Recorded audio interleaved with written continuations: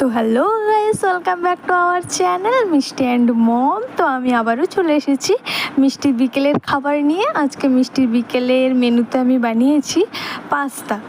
তো আজকে আমাকে মাম্মা আবদার করেছিল যে ম্যাগি বানিয়ে দিতে হবে, যেহেতু ম্যাগিটা শেষ হয়ে গেছে তাই আমি পাস্তা বানিয়ে দিয়েছি।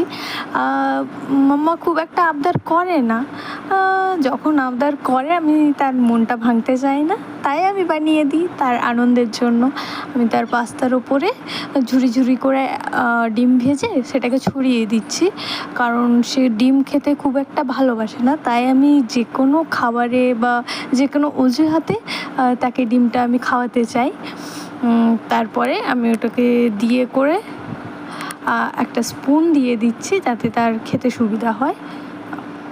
তারপরে এই যে সসটা দেখতে পাচ্ছেন না, এই সসটা আমি আমার নিজের হাতে বানিয়েছি, কারণ মাম্মা সস খেতে খুবই পছন্দ করে আর বাইরের সস খুব একটা দেওয়া ভালো বলে আমার মনে হয় না। তাই আমি নিজের হাতে মাম্মার জন্য এই সসটা বানিয়েছি যাতে খেলে কোনো রকম না প্রবলেম হয়।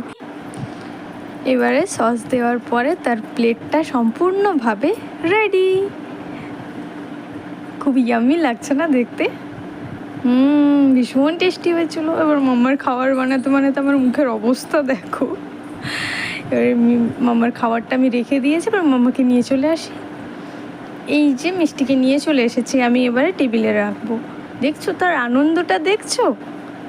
এটা দেখলেই তো সব কষ্ট দূর হয়ে যায়। এবার আমি মাম্মাকে একটু খাইয়ে দিই, কেমন লাগছে সে একটু জানাবে।